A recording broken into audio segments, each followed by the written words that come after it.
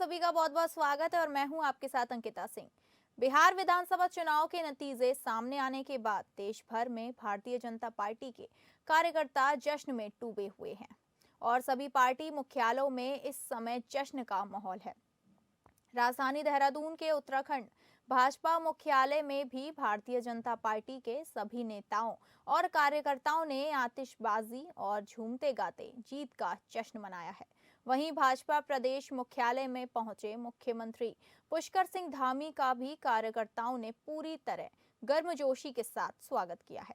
बिहार विधानसभा चुनाव में प्रचंड जीत हासिल करने वाली एनडीए में सबसे बड़ी पार्टी बीजेपी बनकर उभरी है, जिसके लिए देश भर के कई नेताओं ने प्रचार प्रसार किया है, जिसमें मुख्यमंत्री पुष्कर सिंह धामी का नाम भी शामिल है। यही कारण है कि बिहार विधानसभा चुनाव की जीत के जश्न के बीच जब मुख्यमंत्री पुष्कर सिंह धामी देहरादून के प्रदेश भाजपा मुख्यालय पहुंचे तो कार्यकर्ताओं ने उनका फूल मालाओं, आतिशबाजी और ढोल नगाड़ों के साथ जोरदार स्वागत किया।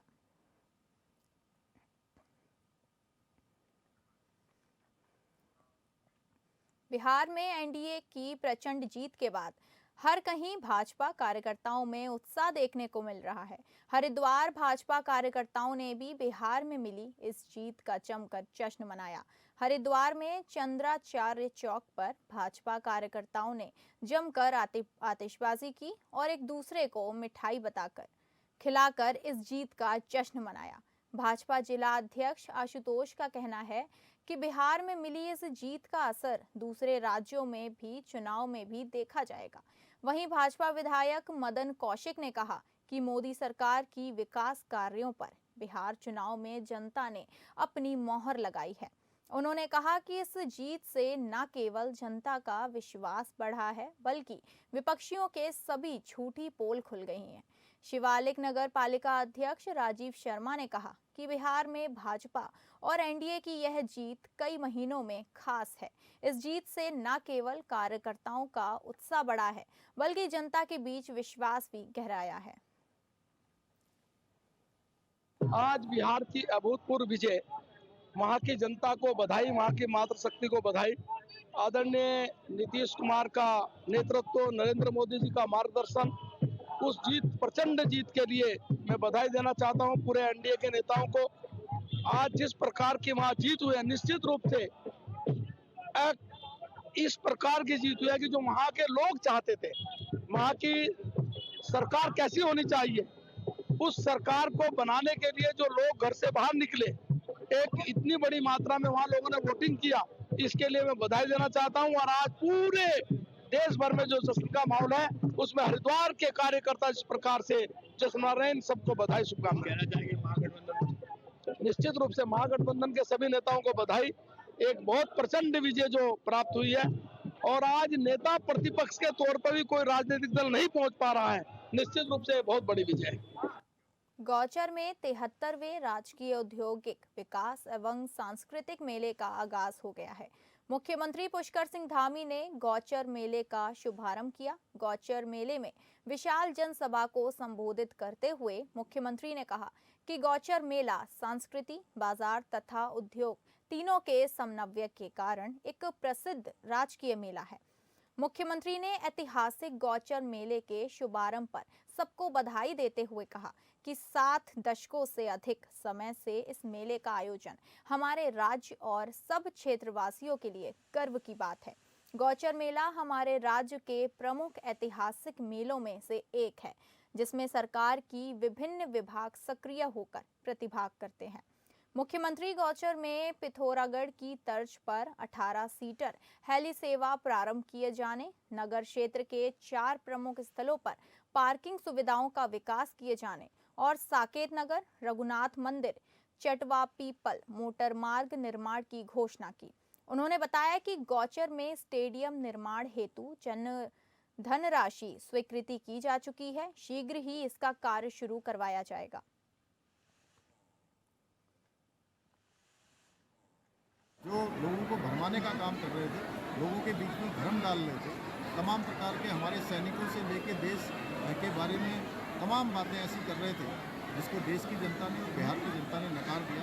उसी का परिणाम हुआ कि देश की जनता ने मोदी जी के नेतृत्व में जो डबल इंजन की सरकारें काम कर रही हैं, उन कामों को प्राथमिकता दी है और डबल इंजन की सरकार बनाई है। इसलिए हम पूरी तरह से राज्य के लिए समर्पित होकर प्रधानमंत्री जी के नेतृत्व में पूरा समेकित विकास राज्य के हर कोने कोने तक पहुँचे, ये हमारा संकल्प है। हमने सख्त कानून भी बनाए हैं, हमने अनेक ऐतिहासिक निर्णय भी लिए हैं, नवाचार को भी हम बढ़ावा दे रहे हैं। विकास और विरासत ये हमारी प्राथमिकता में, उसको लेकर हम काम करेंगे। खबर दिनेशपुर से है। किसान सहकारी समिति के संचालक चुनाव को लेकर हलचल तेज हो गई है। 11 वार्ड में 9 वार्डों में संचालकों का चुनाव निर्विरोध हो चुका है, लेकिन 2 वार्डों में मुकाबला सीधा और दिलचस्प हो गया है। वार्ड नंबर 1 दिनेशपुर और आनंद खेड़ा ग्राम सभा में 2-2 प्रत्याशियों द्वारा पर्चा दाखिल किए जाने के कारण अब मतदान कराया जाएगा। प्रत्याशियों ने प्रचार प्रसार तेज कर दिया है। समर्थकों द्वारा समिति के डेलीगेटों के पास संपर्क अभियान, बैठकों और जनसंपर्क कार्यक्रमों को तेजी से चलाया जा रहा है। चुनाव अधिकारियों सुभाष दयाल के अनुसार इन दोनों वार्डों में मतदान 11 नवंबर को होगा। आज नामांकन पत्र वितरण भी था और आज ही हमने प्राप्त भी किए। इसमें हमें कोर्ट से जो आदेश आए थे 5 वार्ड में चुनाव होने, जिसके लिए समिति से कुल 13 प्रपत्र बिके हैं और वापसी जो 3 बजे के बाद जो 3 बजे तक जो हमारे पास वापसी आए वो 11 नाम वापस आए हैं, 11 प्रपत्र वापस आए हैं। तो 11 लोगों ने जमा कर दिया है अपना प्रपत्र। चुनाव कब होने हैं? चुनाव 19 को। उत्तराखंड सरकार जहां एक ओर पारंपरिक फसलों और पहाड़ी उत्पादों को बढ़ावा देने की बात कर रही है, वहीं पूर्व मुख्यमंत्री हरीश रावत के एक बयान ने नई राजनीतिक बहस छोड़ दी है। हरीश रावत ने कहा कि राज्य के जैविक उत्पादों में अपार संभावनाएं हैं और मडुआ से बियर बनाई जाए तो यह इंस्टेंट हिट साबित हो सकती है। अब इस बयान पर सियासत गर्मा गई है। दरअसल उत्तराखंड में सरकार स्टेट मिलेट मिशन के तहत पहाड़ी अनाजों जैसे मडुआ और झंगोरा को बढ़ावा देने की नीति पर काम कर रही है। इस पहल का मकसद किसानों की आमदनी बढ़ाना और राज्य के पारंपरिक खदानों को वैश्विक बाजार में पहचान दिलाना है। लेकिन अब इसी विषय पर पूर्व मुख्यमंत्री हरीश रावत के बयान ने नया विवाद खड़ा कर दिया है। दरअसल हरीश रावत का कहना है कि उत्तराखंड के जैविक उत्पादों में अपार शक्ति है। हमने मंडुआ से बियर बनाई थी, जिसका फायदा अब दूसरे राज्य उठा रहे हैं। मैं पहले से कहता आया हूं कि मंडुआ से स्कॉच या बियर बननी चाहिए, क्योंकि इसमें जबरदस्त जैविक ताकत है। रावत के इस बयान के बाद अब राजनीतिक गलियारों में बयानबाजी शुरू हो गई है। भाजपा ने इसे पहाड़ी उत्पादों की गलत दिशा में उपयोग बताया है। वहीं कांग्रेस का कहना है कि रावत का मकसद आर्थिक दृष्टि से आत्मनिर्भरता का संदेश देना है। भाजपा प्रदेश महामंत्री तरुण बंसल प्रदेश महामंत्री का कहना है कि हरीश रावत पर अब उम्र का असर साफ दिख रहा है। पहाड़ी उत्पादों से पोषक खाद बनाने की बजाय वे शराब बनाने की बात कर रहे हैं। सरकार पहले से हाउस ऑफ हिमालय और हिलांस जैसे ब्रांड के जरिए मिलेट्स को प्रमोट कर रही है। तो वहीं कांग्रेस की प्रदेश प्रवक्ता गरिमा दसौनी का कहना है कि हरीश रावत का मतलब शराब पीने को बढ़ावा देना नहीं, बल्कि यह बताना है कि हमारे स्थानीय उत्पादों में इतनी क्षमता है कि उनसे अंतर्राष्ट्रीय स्तर के प्रोडक्ट बनाए जा सकते हैं। अगर हम एक्सपोर्ट बढ़ाते हैं तो हमारी अर्थव्यवस्था मजबूत होगी। दरअसल हरीश रावत सब पहले भी भांग की खेती को नियंत्रित रूप से बढ़ावा देने की वकालत कर चुके हैं, जिसे लेकर भी राजनीतिक बवाल मच चुका था। अब मडुआ से बियर बनाने की बात फिर से वही बहस लौट आई है कि क्या पहाड़ी उत्पादों का इस्तेमाल रोजगार के लिए हो या नैतिकता के लिए हो सीमित रखा जाए, और क्या पहाड़ की मिट्टी से पैदा हुआ मडुआ सिर्फ सेहत का प्रतीक बने या सियासत का भी हिस्सा।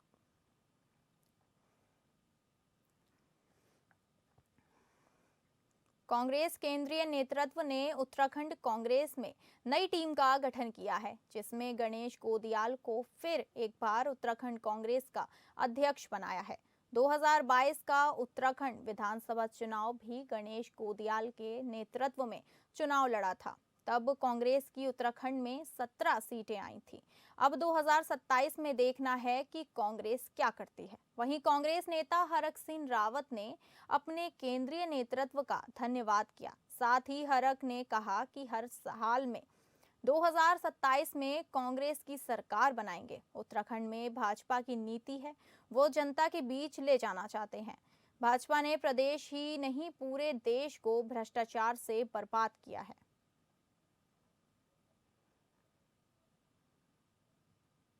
मैं सोचता हूँ मैं पार्टी हाईकमान का माननीय राष्ट्रीय अध्यक्ष खड़गे जी, राहुल जी, प्रियंका गांधी, शैलजा जी, वेणुगोपाल जी का बहुत आभारी हूँ कि उन्होंने समय रहते हुए प्रदेश के अध्यक्ष भी, अब चुनाव अभियान समिति के प्रीतम सिंह जी को, मुझको और यशपाल आर्य जी, भुवन कापली जी को पहले से जिम्मेदारी मिली हुई है और माननीय करण मेहरा जी को नेशनल उसमें मेंबर बनाया गया है। एक संतुलित और सबको साथ लेके चलने का और समय से पहले, क्योंकि चुनाव के लिए अभी 1 साल है, समय से जो है डिसीजन लिया गया। ये मैं सोचता हूँ कि ये कांग्रेस के लिए भी, कांग्रेस के भी पक्ष में है और इससे कांग्रेस के पक्ष में होने के कारण ये प्रदेश की जनता के लिए भी बहुत इस 1 साल के अंदर हम प्रदेश की जनता के बीच में ये विश्वास पैदा करने में कामयाब होंगे। उत्तराखंड के पूर्व मंत्री डॉक्टर हरक सिंह रावत ने प्रदेश में पहाड़ और मैदान को लेकर हो रही राजनीति पर टिप्पणी की है। हरक सिंह रावत ने कहा कि हरिद्वार और ऊधम सिंह नगर जिले में कुल मिलाकर 20 विधानसभा सीट हैं। ऐसे में इन मैदानी इलाकों की उपेक्षा नहीं की जा सकती। उन्होंने कहा कि मैदानी क्षेत्र हरिद्वार और ऊधम सिंह नगर के लोगों का उत्तराखंड पर उतना ही हक है जितना कि पहाड़ी क्षेत्रों में रहने वाले लोगों का। उन्होंने कहा कि पहाड़ और मैदान को लेकर विवाद नहीं होना चाहिए, यह ठीक नहीं है।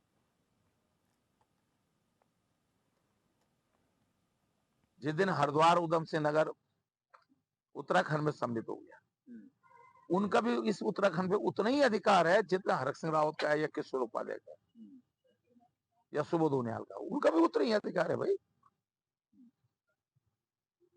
उन्होंने तो नहीं कहा ना कि आप उत्तराखंड में हमको जोड़ो। अगर आपने हरिद्वार को ऊधम सिंह नगर को उत्तराखंड में जोड़ दिया तो आप उनको अलग थोड़ी कर सकते हो। भाई उनके बिना उत्तराखंड की तरह की थोड़ी हो सकती है। 20 विधानसभा है, अकेले जो है हरिद्वार और ऊधम सिंह नगर में 20 विधानसभा है। 20 विधानसभा को उपेक्षा कैसे कर सकते हो आप? बीते रोज उत्तराखंड कैबिनेट बैठक में एक महत्वपूर्ण निर्णय लिया, जिसमें उत्तराखंड के हर परिवार को सरकारी योजनाओं का लाभ लेने के लिए विशेष आईडी बनानी पड़ेगी। इसे अब सरकार की आगामी चुनावी रणनीति से भी जोड़कर देखा जा रहा है। पूरे प्रदेश में मूल निवास की मांग एक बार फिर से गरमाने लगी थी। ऐसे में सरकार ने देवभूमि परिवार योजना शुरू करने का निर्णय लिया। योजना के तहत राज्य में रहने वाले हर परिवार का पहचान पत्र बनेगा, जिसमें पूरे परिवार का ब्यौरा दर्ज होगा। इससे पात्र परिवारों को सरकारी योजनाओं का सीधा लाभ आसानी से मिल पाएगा। भाजपा प्रदेश अध्यक्ष ने भी स्पष्ट करते हुए कहा कि जो भी व्यक्ति उत्तराखंड का स्थायी निवासी होगा वह इन योजनाओं का लाभ ले पाएगा। ऐसे में प्रदेश में बिना स्वामित्व के निवास कर रहे लोगों को परेशानी उठानी पड़ सकती है, चाहे वह स्वास्थ्य से संबंधित हो या अन्य योजनाओं के लाभ हो। लंबे समय से सरकार इस बात का संज्ञान ले रही थी कि सरकार की जो योजनाएं हैं उन योजनाओं का लाभ ठीक प्रकार से नीचे तक पहुंचे। उसके लिए जो उत्तराखंड के लोग हैं, देवभूमि में निवास करते हैं, ऐसे सभी लोगों के लिए देवभूमि विकास योजना करके एक कार्ड बनेगा, वो सबको दिया जाएगा और उसमें सब प्रकार की योजनाओं का एक प्रकार से प्रारूप होगा और उसका लाभ नीचे तक पहुंचे। जिस व्यक्ति को इसकी आवश्यकता हो सुविधाएं मिले, उसकी एक प्रक्रिया हम सरकार की इस पहल का स्वागत करते हैं। फर्जी निवेश योजनाओं के नाम पर करोड़ों की धोखाधड़ी करने वाला गैंगस्टर और गैंगस्टर एक्ट में वंचित मुख्य आरोपी जगदीश पुनेठा अब उत्तराखंड पुलिस की गिरफ्त में है। पिथौरागढ़ का रहने वाला पुनेठा लंबे समय से दुबई में छिपा हुआ था और शेयर बाजार, निर्मम बंग कमोडिटी और माया छात्रा आभूषण जैसी फर्जी कंपनियों के जरिए लोगों को निवेश का लालच देकर ठगता था। पुलिस रिकॉर्ड के अनुसार एक ही मामले में उसने 1 करोड़ 51 लाख रुपए की ठगी की, जबकि कुल मिलाकर 2 करोड़ 22 लाख रुपए से अधिक की अवैध संपत्ति जुटाई। उसके खिलाफ पिथौरागढ़ और जाजर देवल थाने में कुल 4 गंभीर मामले दर्ज हैं।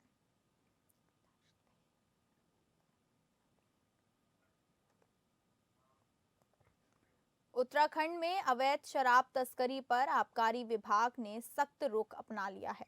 आबकारी आयुक्त अनुराधा पाल ने बताया कि अन्य राज्यों से आने वाली अवैध शराब के खिलाफ विशेष अभियान चलाए जा रहे हैं। हाल ही में हरवाला में 18 पेटी अंग्रेजी शराब और बियर बरामद की गई थी, जो चंडीगढ़ मार्का की थी। तस्कर इस पर डिफेंस का लेबल लगाकर इसे शादी पार्टियों में खपाने की कोशिश कर रहे थे।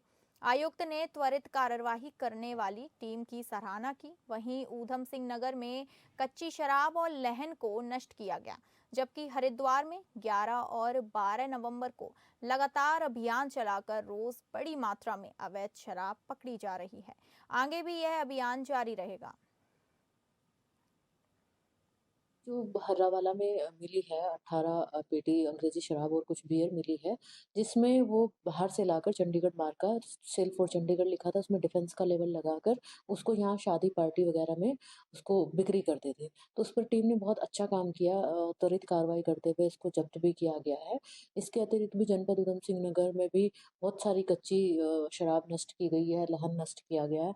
हरिद्वार में भी डेली 11-12 नवंबर को लगातार कभी 36 पौवे, कभी कुछ तो हर रोज मात्रा में अवैध शराब पकड़ी जा रही है। लेकिन इस अभियान को भी बहुत तेजी से और अच्छे से चलाने की भी आवश्यकता है। टिहरी गढ़वाल के भिलंगना ब्लॉक में 2 प्रसव पीड़िताओं की मौत के बाद शुरू हुआ घनसाली स्वास्थ्य जन संघर्ष मोर्चा और संवर्दलीय स्वास्थ्य संघर्ष समिति का आंदोलन 21वें दिन भी नहीं थमा।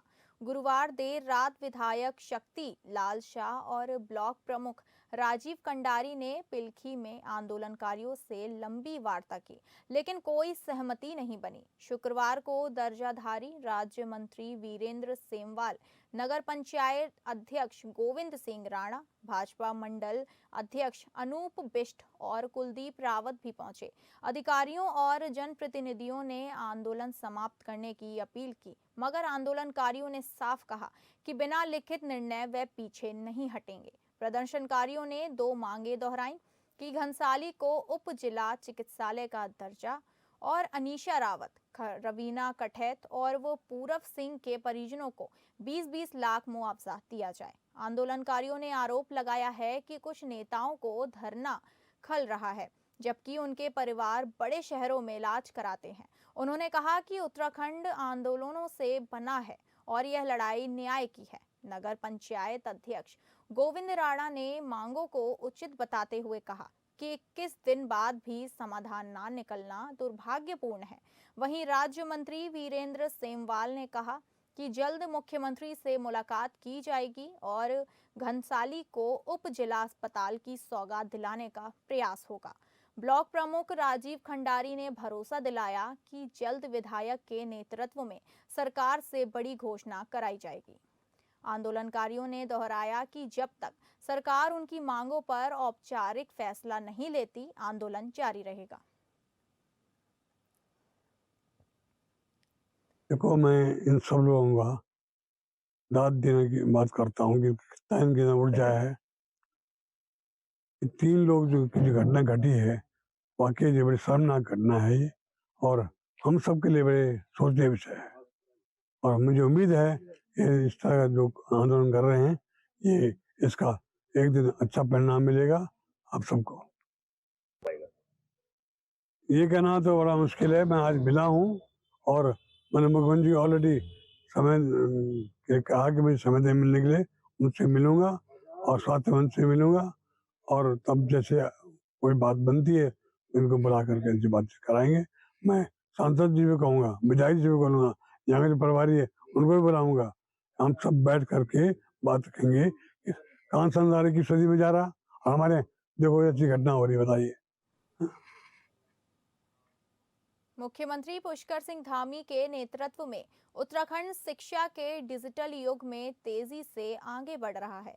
जनपद ऊधम सिंह नगर में 124 माध्यमिक विद्यालयों में अत्याधुनिक स्मार्ट क्लास स्थापित कर छात्रों को आधुनिक और गुणवत्तापूर्ण शिक्षा से जोड़ा गया है। इन कक्षाओं में एनसीईआरटी और एससीईआरटी द्वारा अनुमोदित कंटेंट के माध्यम से पढ़ाई को रोचक और प्रभावी बनाया जा रहा है। इसी क्रम में जिले के सभी प्राथमिक और उच्च प्राथमिक विद्यालयों में भी स्मार्ट क्लास स्थापित करने की दिशा में कार्य तेजी से जारी है, जिसमें सीएसआर तथा सहयोगी संस्थाएं महत्वपूर्ण योगदान दे रही हैं। सरकार केवल तकनीकी सुविधाएं बढ़ाने तक सीमित नहीं है, बल्कि शिक्षकों को भी कंटेंट आधारित शिक्षण का डाइट के माध्यम से विशेष प्रशिक्षण दिया जा रहा है, ताकि वे डिजिटल साधनों का अधिकतम उपयोग कर सकें। यह पहल उत्तराखंड को स्मार्ट शिक्षा के नए युग में ले जाने की ओर धामी सरकार की दूरदर्शी सोच का सशक्त प्रमाण है।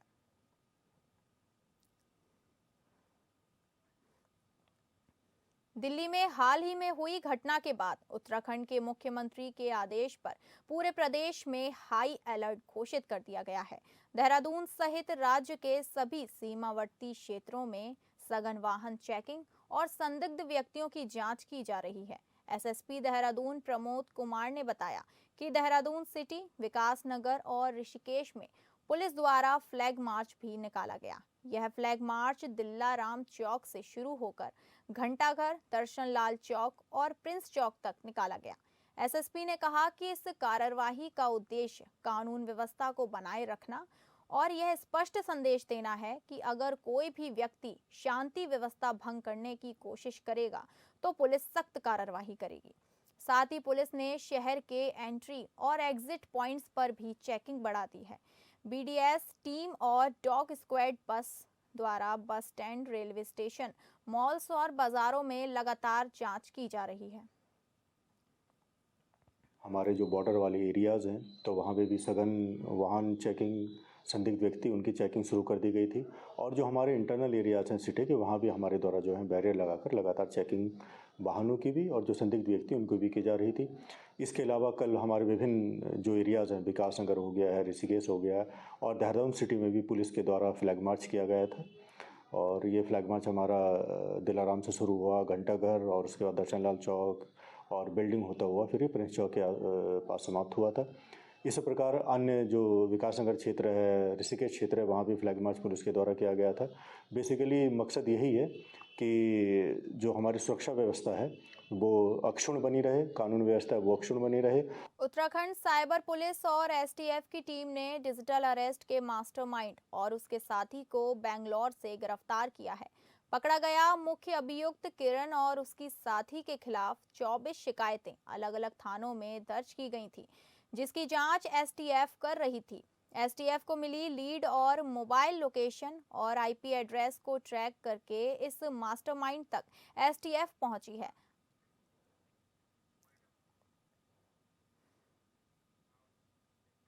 फिलहाल इस बुलेटिन में इतना ही। नमस्कार।